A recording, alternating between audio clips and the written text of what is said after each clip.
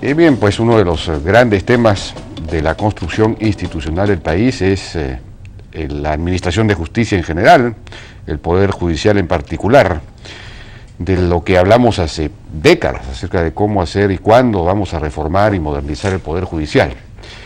Al parecer ya hay algunos avances en el Poder Judicial, pero hemos invitado a un grupo de distinguidos especialistas en este tema para ver hasta dónde hemos llegado y qué es lo que hace falta, cuál debería ser el camino, cómo hacer para realmente ya de una vez por todas modernizar la administración de justicia, que es algo fundamental para consolidar nuestro desarrollo, para que haya, digamos, justicia y respeto a los derechos fundamentales en el país, incluyendo los derechos de propiedad, sin los cuales no hay desarrollo, por supuesto.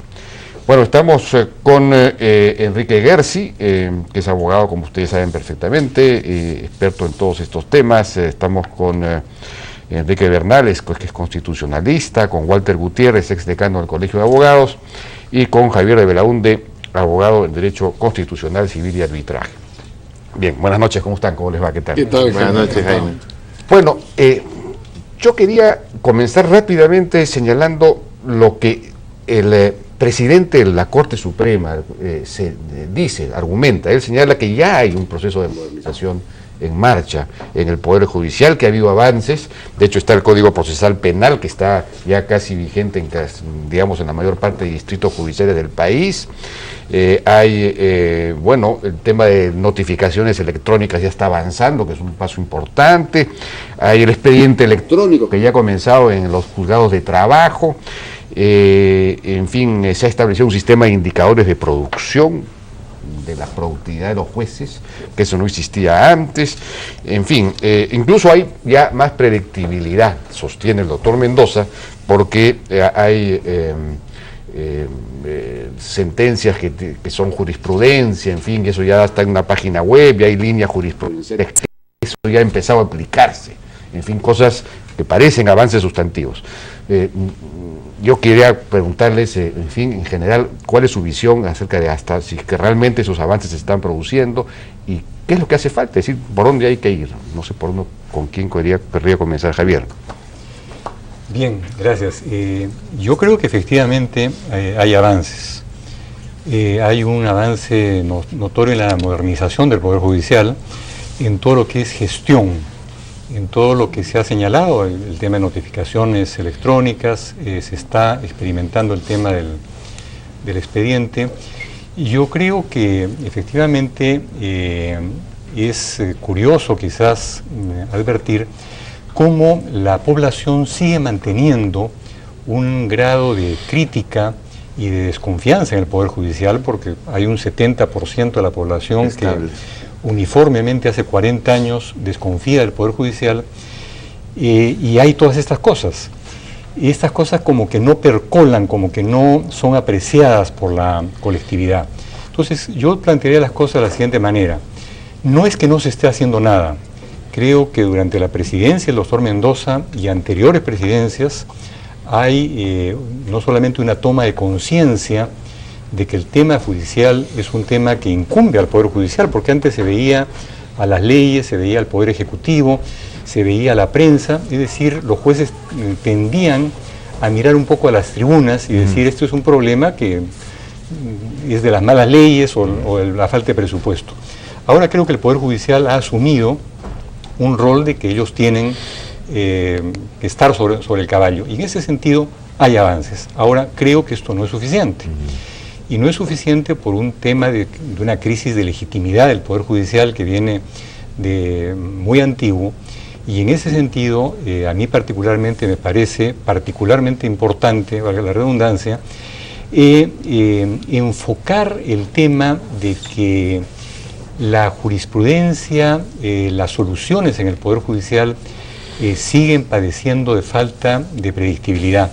O sea, el problema de la celeridad es un problema, el problema de la organización es un problema, pero creo que lo que más resiente a la gente es no poder predecir un resultado.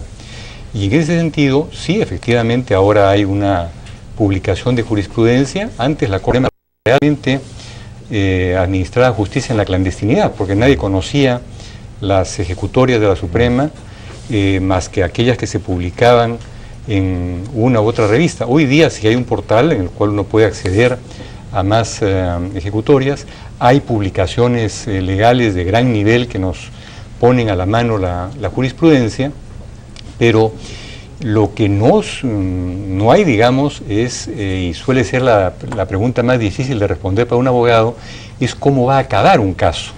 Entonces, en ese sentido, yo creo que hay que trabajar muchísimo en hacer una justicia que sea predecible, y esto creo que tiene que ser a través de la redefinición del rol de la Corte Suprema. La Corte Suprema tiene que ser realmente un faro de la jurisprudencia, y en segundo lugar, creo que a través del establecimiento de un sistema de precedentes obligatorios.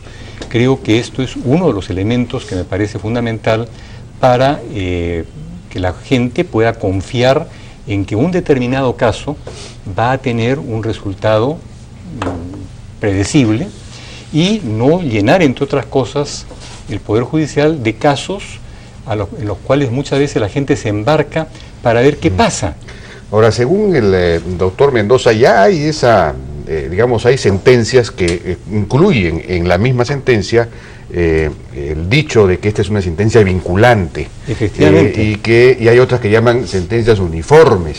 De modo tal que ya las líneas están dadas de alguna manera, y que estando esto publicado en los portales es fácil de alguna manera pues fiscalizar al juez que no siga esas líneas. El abogado puede decir, oigan, pero si esto, en fin, ya estaría esto en aplicación, cosa que me ha sorprendido mucho. No sé si es verdad o no. Enrique, ¿qué opina? Como ha dicho Javier, y coincido con su punto de vista, es relativamente cierto. En algunos temas se ha avanzado, pero no en lo sustancial, ¿no? En materia de carga procesal, solo hay 2 procesos en el Perú: penales y familia. Lo demás no existe. Estadísticamente es insignificante. ¿Ya? Estamos hablando de casi el 90% de la carga procesal es familia y derecho penal. Y ahí no se ha avanzado en absoluto. Familia es deplorable. Pero ¿cómo que no se ha avanzado? Y el Código Procesal Penal nuevo. Pero el Código Procesal Penal no es una solución, es un nuevo embudo. Han pasado el embudo del Poder Judicial a la Fiscalía. Es lo que han hecho. Es decir, jugar a la pega, pasar, no sé, ahora ya no, la llevas tú, y se la han pasado a la Fiscalía. Según el doctor Mendoza, la primera sentencia se da ya no en 46 meses, sino en 7 meses. Analizamos, podemos analizar, lamentablemente la estadística judicial es siempre limitada y no hay acceso a ella, cuál es la performance de los procesos. Pero en realidad, en la práctica, lo que tú tienes son 2 problemas judiciales para que no hay respuesta en el Poder Judicial. El Poder Judicial hace un proyecto piloto, por ejemplo, ¿no es cierto?, para el derecho comercial, y hace unas salas comerciales estupendas que funcionan como un reloj, pero claro, al servicio de quién, de los bancos y las compañías de seguros. Difícil que un cliente, un ciudadano, gane en ese contexto. Claro, son tribunales muy interesantes, que funcionan impecablemente, pero son para resolver un problema específico de cierto grupo mercantilista que ha conseguido, ¿no es cierto?, que le gestionen un poder judicial para ellos. Los sindicatos han gestionado su propio poder judicial. Anda tú, si eres empresa, a ganar en el foro laboral. Nunca ganas, te trituran, te pasan por la moreola de carne. Ni uno ni otro es poder judicial. Eso no es poder judicial, es gestión de intereses. ¿No es cierto? Y así sucesivamente. ¿No es cierto? El que tiene suficiente poder gestiona un poder judicial ad hoc. Indecopi tiene sus salas. La SUNAT llegó al extremo, no solamente de que se organizaran salas para SUNAT, sino que pagar el sueldo. Cosa monstruosa, el Poder Judicial retrocedió. Un contribuyente no iba a ganar jamás. Era la guillotina, los tribunales revolucionarios. ¿No es cierto? Eso no era justicia. Yo creo que el problema en general del Poder Judicial es un problema de estructura, y Javier lo insinuó en su explicación. Hay un problema de legitimidad. El problema de legitimidad es grave, porque se agrava por la reacción del Poder Judicial frente a la crítica. Mira, que falta presupuesto siempre faltará, pero ha subido en 5 años 55%. Es decir, dinero tienen. En segundo lugar, que hay un problema de gestión, por supuesto, siempre se puede mejorar. Coincido con Javier que esta presidencia del Poder Judicial y las anteriores han avanzado mucho en materia de gestión, muy admirablemente. Pero de legitimidad no se ha avanzado en absoluto.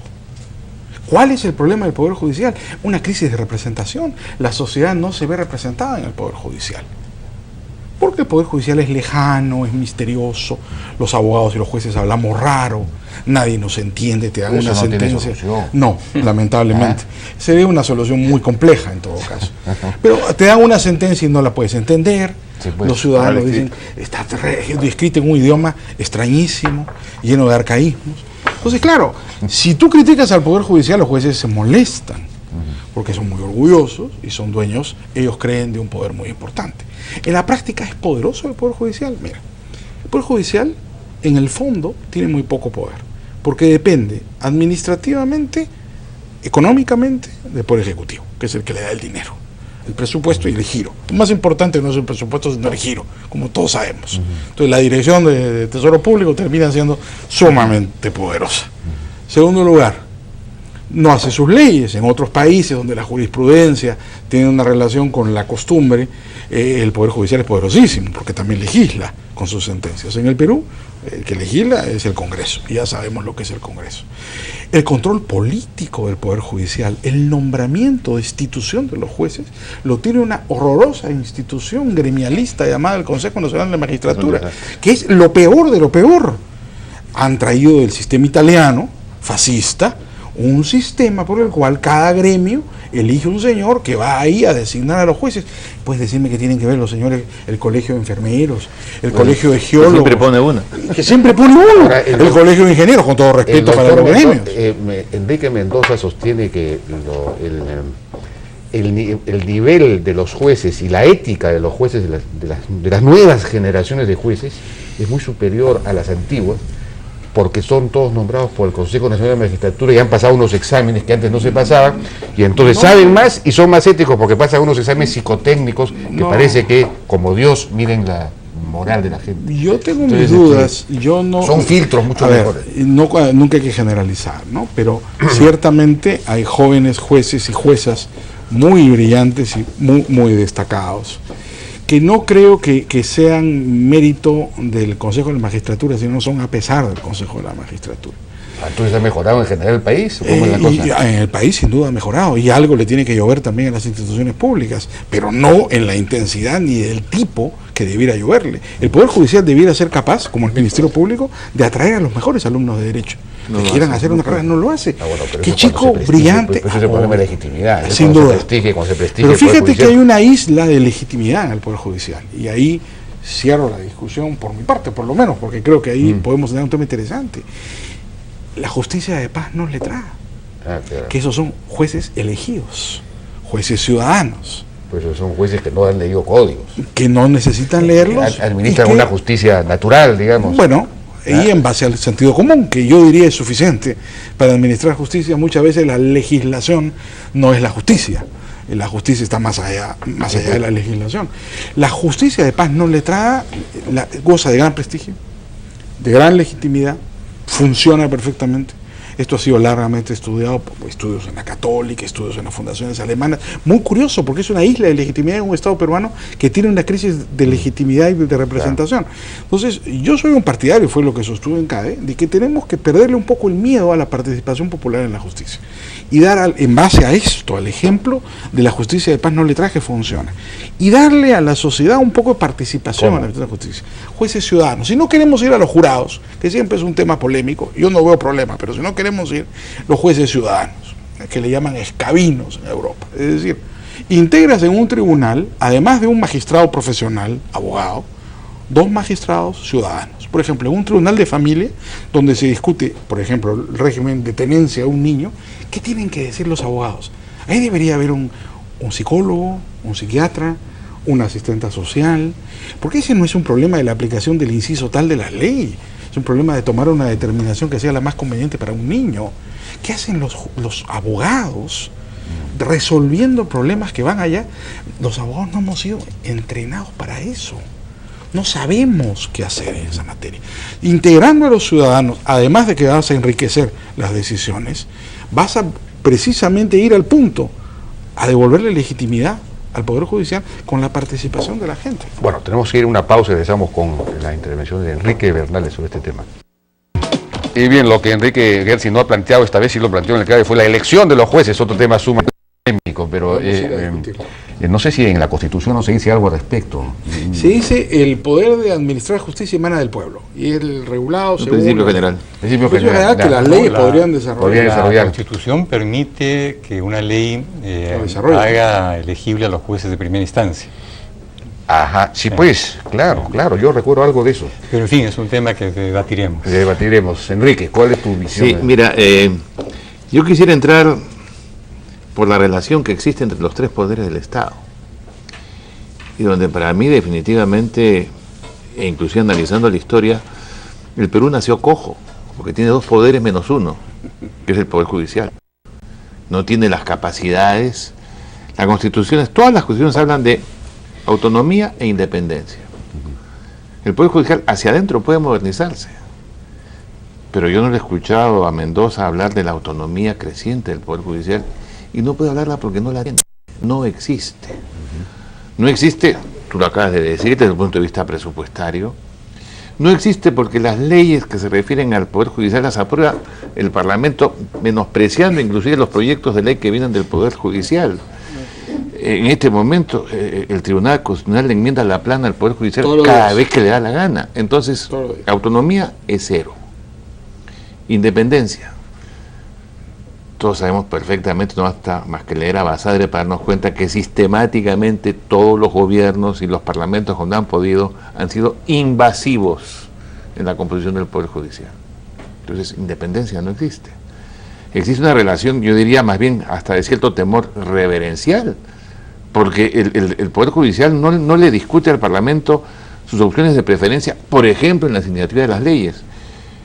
Yo he sido senador 12 años, ¿no es cierto? Has nombrado varios jueces.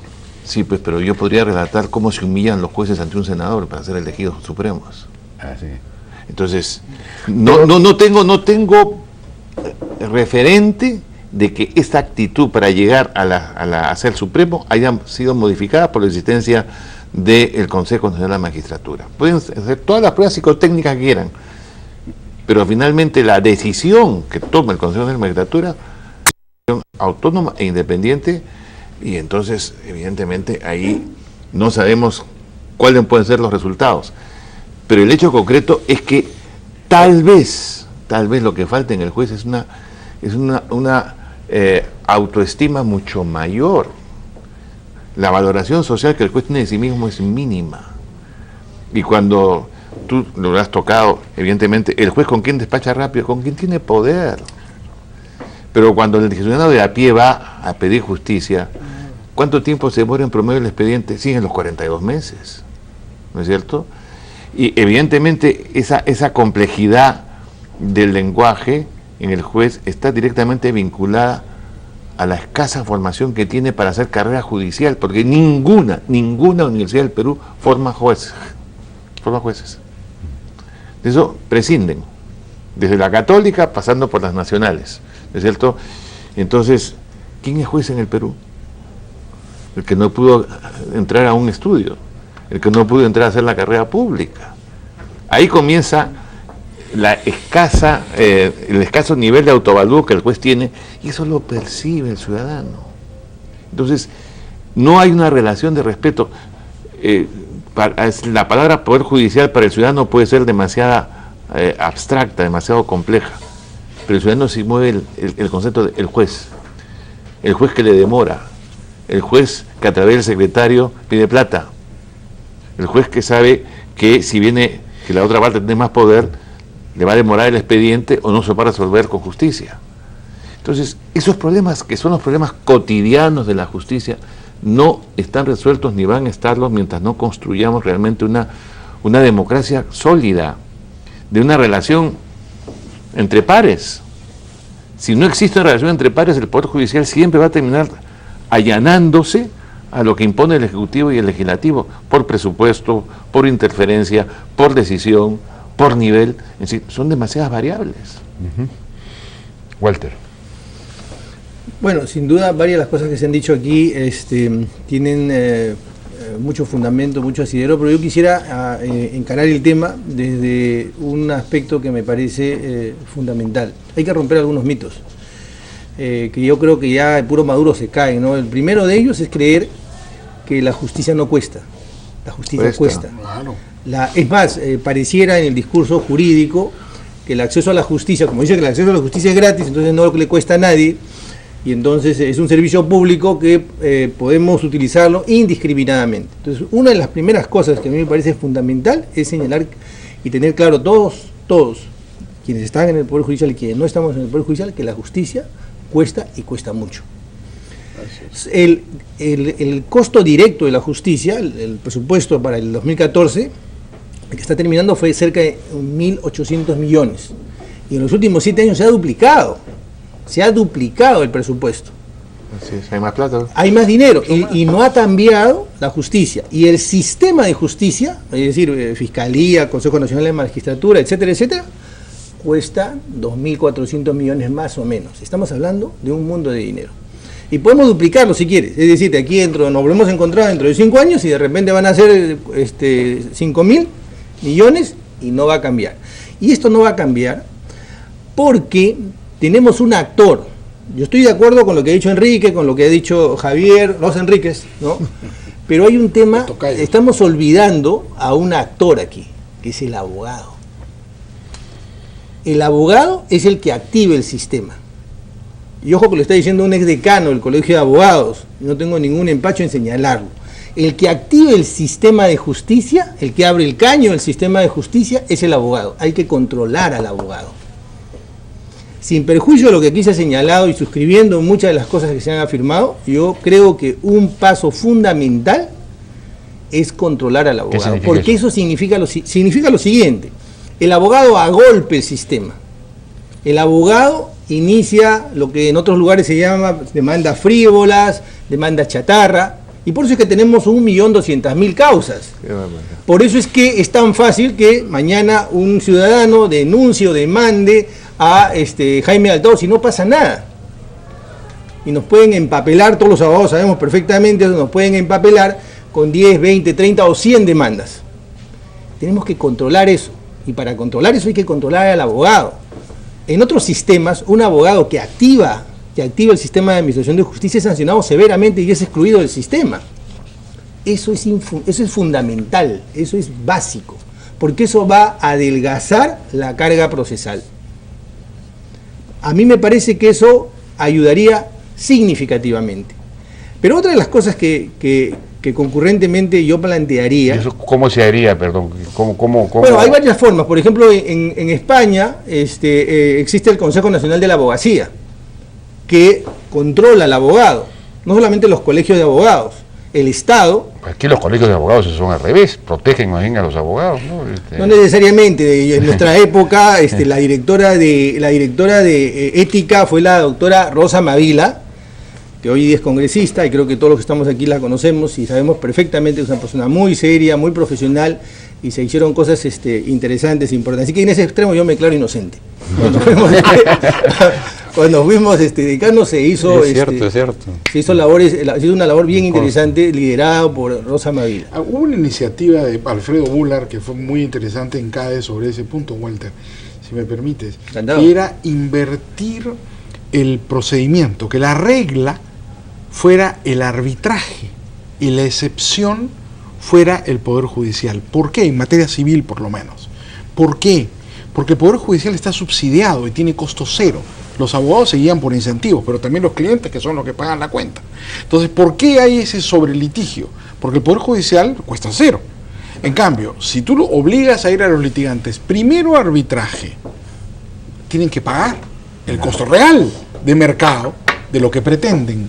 Y de esa manera el cliente no le va a permitir al abogado, al final el que paga la cuenta es el abogado, pone 100 demandas, son 100 pagos que tiene que hacer el cliente. El cliente no le va a permitir al abogado el litigio frívolo y malicioso porque va a ser muy oneroso. Y vas a colocar el incentivo económico en su sitio. Que el litigante pague el costo yendo a arbitraje. Solo excepcionalmente al Poder Judicial. Con lo cual pusiste los incentivos económicos en su sitio. De acuerdo. A ver, ahí hay un punto que me parece importante, ¿no? Hace 10 años yo escribí un artículo en El Comercio que lo titulé "Privaticemos el Poder Judicial". Que eso fue concomitante a la época de, no sé si son 10 años, a la época de Seriajuz. Claro. Le dieron con palo porque dijeron que no podíamos privatizar. Yo no decía venderlo a una transnacional, el Poder Judicial. Y lo que planteaba era que la ciudadanía, que los particulares administren justicia en temas patrimoniales, fundamentalmente en temas patrimoniales. Los temas patrimoniales representan el 30 y pico % de la carga procesal. Es alta. ¿Esto qué significa? Significaría más o menos, estamos hablando de 300 y pico mil de causas que saldrían de la carga procesal, que significaría al propio tiempo un ahorro para el Poder Judicial. Pero desde luego eso es importante. Esto con arbitrajes, ¿te refieres? Esto con arbitraje, y siempre y cuando, Enrique, regulemos un poco mejor el arbitraje. Yo, por ejemplo, no estoy de acuerdo con que exista el arbitraje ad hoc. De hecho, el arbitraje ad hoc ha sido la vía por la cual existe esta trama o Orellana, el entramado Orellana. Claro. Es la privatización de la justicia al extremo, vos. Sí, no, es que claro. El fraude está a la orden del día. Lo que pasa es que la privatización no puede ser el fraude. El gran problema es cómo fue el diseño de la ley. Estamos totalmente de acuerdo. Ahí en ese punto estamos totalmente de acuerdo. Y unos segundos, si me permites, algo que no debemos dejar pasar. Si Marcha Magluda tiene razón, y el ambiente es el mensaje para el ciudadano es que la justicia no importa. Porque cuando veo un local del Poder Judicial, y peor si ingreso al local del Poder Judicial, es que ni al Poder Judicial ni al Estado le interesa la justicia, porque la infraestructura es francamente deplorable, y las condiciones en las que trabajan los jueces son realmente desastrosas e inhumanas. Y en materia digital y en materia de infraestructura digital estamos ni siquiera en el siglo pasado. Estamos muy atrasados, me van a disculpar, pero estamos sumamente atrasados. Que tenemos, que nos informa el presidente que tenemos jurisprudencia colgada, lo único que tenemos es 20 y tantas mil jurisprudencias colgadas en una base de datos cuyo software es de la época de la carreta. No funciona, sencillamente no funciona como un verdadero software, no funciona. Estamos tremendamente atrasados. Estamos caminos al expediente digital. En Costa Rica tú puedes presentar una demanda por la web. En el Perú eso no es posible, es ciencia ficción en el Perú. Bueno, en Perú se supone que eso sí ya es posible en los juzgados de trabajo, en no sé en qué... lo que tú puedes hacer norte, no sé en dónde ha comenzado este asunto. Lo que tú puedes hacer es notificación electrónica. La demanda, puedes presentar la demanda, eso explicó por más experiencia yo no la tengo. Lo que pasa es que está a nivel piloto todavía, ¿no? Sí, eso no está operativo. Ojalá fuera operativo. Bueno, creo que está operativo en el Cono Norte, no sé en dónde es que se está aplicando sistema, ¿no? La notificación electrónica en este momento, mientras estamos hablando, está en el 30% de toda la carga procesal.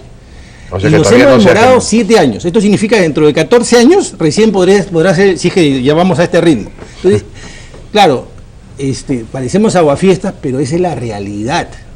Y otro de los grandes responsables es el Ejecutivo.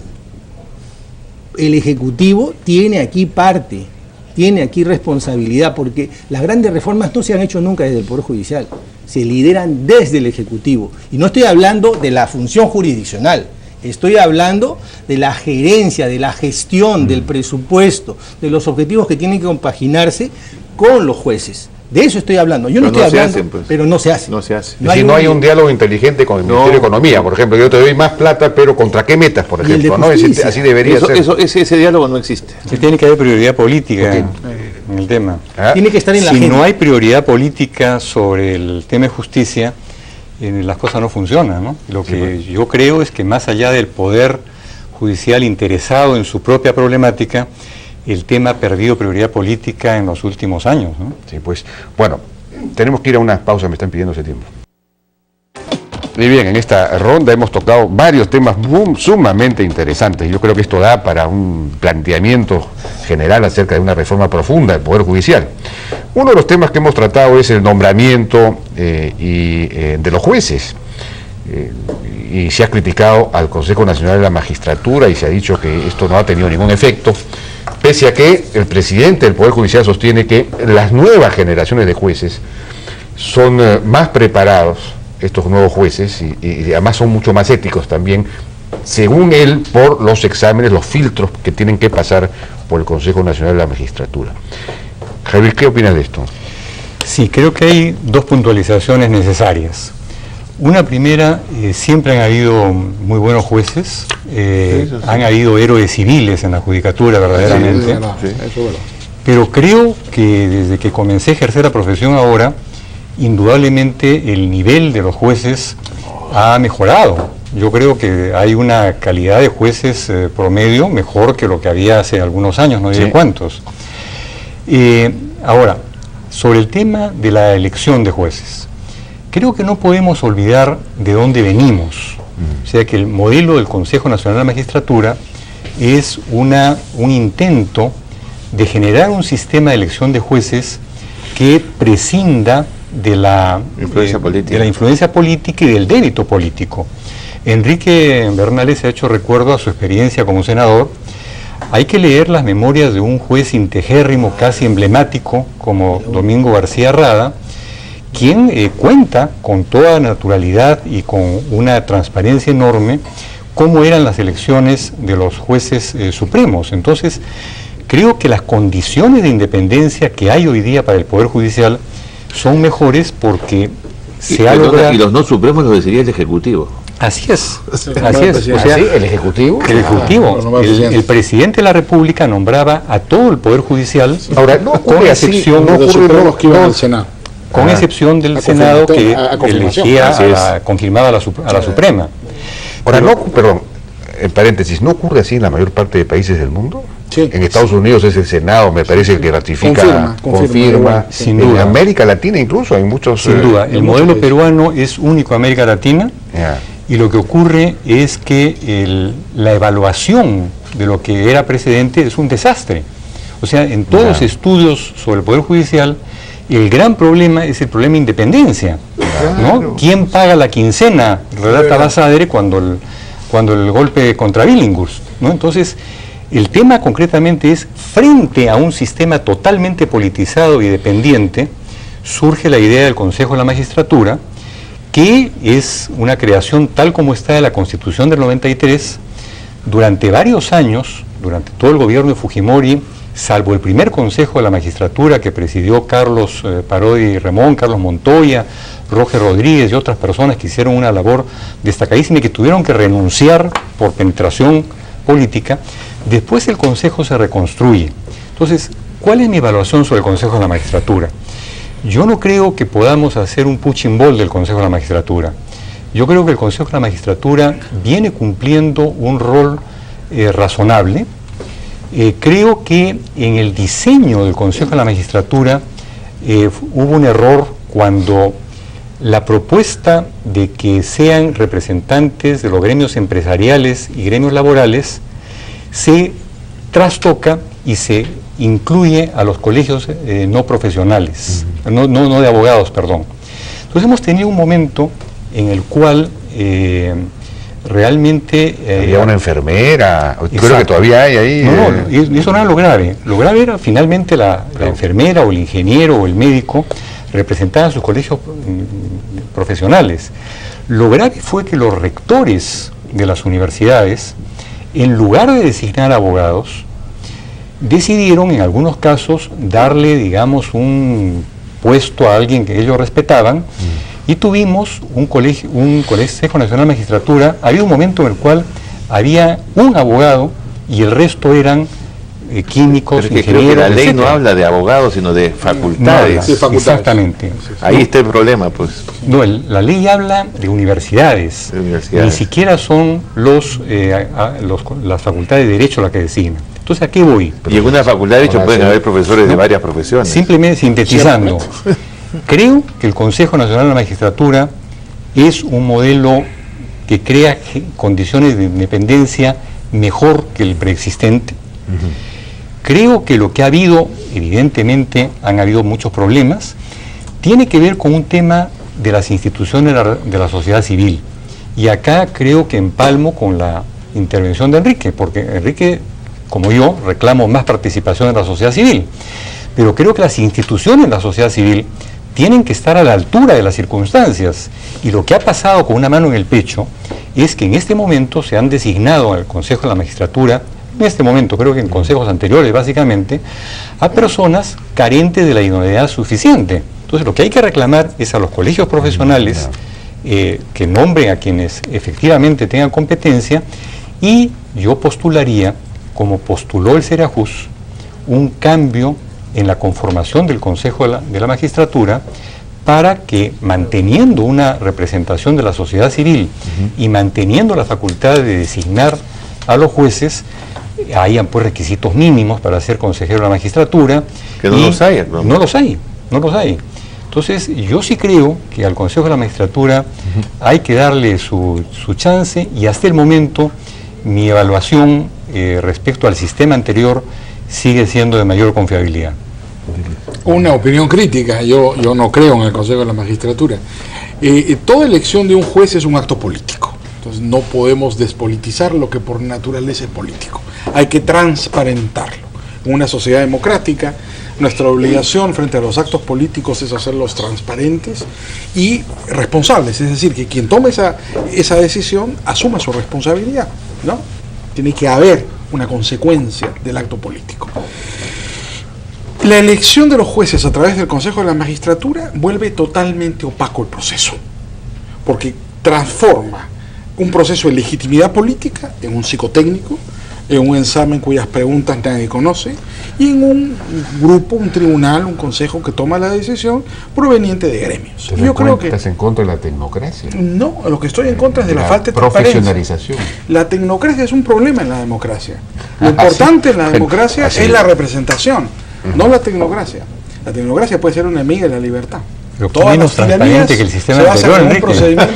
Pero el gran problema en el Perú es que hay que institucionalizar un Estado mucho más profesional, por ejemplo, ¿no? De políticos y técnicos. Pero eso implica sin duda un proceso de decisión democrático, que es el problema con los jueces. Los jueces no son elegidos democráticamente. La elección intermedia, la elección a través de un órgano como el Consejo de la Magistratura, lo que hace es convierte la elección de los jueces en una decisión gremial. Yo soy un crítico del mercantilismo y creo que esto infecta al Poder Judicial aborígene, por eso siempre depende, ¿no es cierto?, de la influencia de los gremios dentro de su estructura. Yo creo que si la elección es política y vivimos en un Estado democrático, transparentemos el proceso y vayamos a la elección popular de los jueces. Yo creo que el primer cargo que un joven ambicioso debería poder desarrollar, que quiere tener una carrera política en su país, debería ser fiscal o juez, y ser elegido, como los jueces de paz no letrados, exactamente igual. Con lo cual, podríamos tener, en primer lugar, un control público, en segundo lugar, una transparencia absoluta del proceso electoral, puede haber reglas para eso. Y en tercer lugar, algo a los intereses financiando a los candidatos y a jueces, y con jueces elegidos, entonces eso no hay ningún vendrán problema. Los intereses si pueden a cobrarle. Elegir, claro, como pueden elegir al presidente también, el mismo interés, y vendrán a cobrarle el favor. Pero igual, digamos, si pueden elegir al presidente, porque también tienes tú que regular al presidente como regular al juez, es el mismo problema. No es el problema solo del juez, el problema de toda la clase política y la influencia que pueda tener el que lo financie. Quiero decir solo una palabra a favor de la claramente pública elección de los magistrados. Miren, el Tribunal Constitucional, que ha tenido muchos avatares también, creo que ahora el colegiado que tenemos es un colegiado que inspira bastante más confianza que otros que hemos tenido antes. Efectivamente. Y ha sido elegido totalmente político. Es un tribunal totalmente político. Elegido políticamente. Porque no les quedaba otra. Felizmente, además, felizmente la Constitución tenía un quórum alto, que es el tipo de quórum que debe tenerse para elegir este tipo de instituciones, ¿no es cierto? Y ahí está. Al final, la Constitución los obligó a ponerse de acuerdo. Fantástico. Y no han escogido mal. Pero digamos, antes escogieron pésimo. Lamentablemente. Porque la composición parlamentaria, también ahí había la mediación de un cuerpo intermedio, impedía tomar una decisión. Entonces yo creo que al final no debemos tenerle miedo a la esencia de la democracia, que es la votación. Y ahí donde haya discrepancia, que sea el ciudadano el que elija. Puede equivocarse, ahí están los gobiernos regionales, ¿no es cierto? Puede equivocarse, ahí está el Parlamento.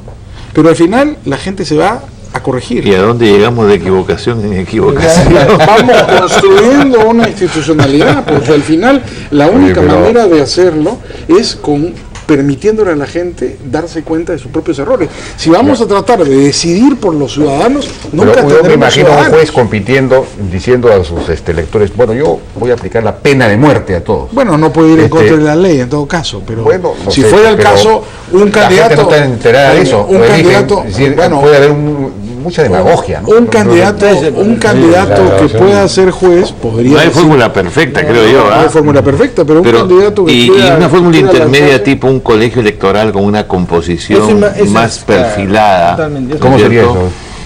Yo creo que tú puedes... Hay experiencias, y en el Perú mismo hemos tenido colegios electorales donde personas calificadas por educación, por profesión, por trabajo, etcétera, en un número representativo de la sociedad están en condiciones de poder recibir los exámenes, poner las puntuaciones y a partir de ello establecer, digamos, quién entra a la carrera judicial y quién no. Espera, me están pidiendo, Enrique, permíteme, una pausa urgente. Y bien, llegamos a la última parte de esta interesantísima discusión. Javier, ¿cuál es tu punto de vista sobre este asunto de la elección popular? Bueno, es una propuesta llamativa, audaz, pero concretamente yo llegué hace algunos años en medio de una elección popular al estado de Texas y lo que había no era una crítica, era un rugido de jueces, de los ciudadanos, contra el sistema de elección popular, por una razón muy simple, por los intereses económicos y porque decían que 4 estudios de Austin, Texas, ponían a la Corte Suprema. Entonces, esto en un estado, digamos, avanzado. En Bolivia y en Ecuador, que ha habido elección popular, los mismos gobiernos que la han promovido hoy día son críticos y en relación con el tema de los jueces de paz no letrados, son elegidos desde la última Constitución, pero antes el sistema de elección era a través de la Corte Superior. O sea, creo que el tema de la elección popular hay que tomarla con pinzas porque en el sistema de elección popular tiene que haber una evaluación de la calidad técnica del juez. El juez es un profesional de derecho y eso creo que puede verse, digamos, opacado por intereses políticos. Además, en un país en el cual hay la crisis de los partidos políticos que hay, realmente confiar esto a una elección popular luce, digamos, provocador, como muchas de las cosas del amigo Enrique, pero yo particularmente... Es el producto del conservadurismo en el Perú, y precisamente ese no es el gran problema, es el gran problema de la institucionalidad. En este momento es muy difícil, creo yo, irnos a una elección popular de los jueces. Con esta frase de repente sintetizo lo que quiero decir. En este momento sería como elegir un médico para que te cure un problema por referéndum, ¿no? o elegir a un científico por referéndum. Muy difícil. Creo que debemos ir a una etapa intermedia, que es fortalecer el Consejo Nacional de la Magistratura. Una sola recomendación. Debería existir, por ejemplo, en la web ahorita colgada, un registro de jueces y fiscales, con hoja de vida, con sentencias. Yo ingreso y debería saber en 30 segundos cuál es la vida, el itinerario profesional de un juez. Eso no existe. A mí me entusiasma la idea, pero no creo que estemos en el momento. Más cercano estoy a la propuesta de Enrique, de colegios, una suerte de colegios electorales para la justicia, como un paso intermedio. Pero antes de eso, mejoremos lo que ya tenemos. Esto está mal, pero se puede mejorar, con propuestas como la que acabo de hacer. Además hay un problema, ¿no? Todo cambio sustantivo y significativo en la elección de los jueces pasa por la reforma de la Constitución. Y eso hoy en el Perú es imposible. Con esta Constitución, llegamos hasta el Bicentenario. Aunque se han hecho unas reformas por ahí, ¿no? Sí, se han hecho algunas, pero ya lo tempor en épocas de Toledo, básicamente. Yo creo que el gran problema finalmente es que en el Perú el Poder Judicial es un reflejo del poder y no un límite del poder. Y que ese es un acto de construcción democrática que está pendiente en el país. Convertir al Poder Judicial en un límite al poder y no un reflejo del poder. Hay que fortalecerlo y tiene que haber una opción política en ese sentido.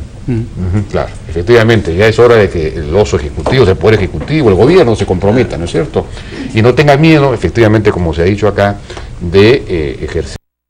Bueno, Bueno, hay que modernizar todo.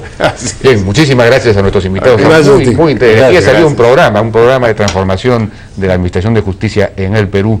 Ojalá que tomen nota los actores correspondientes. Con esto nos despedimos hasta una nueva ocasión. Buenas noches.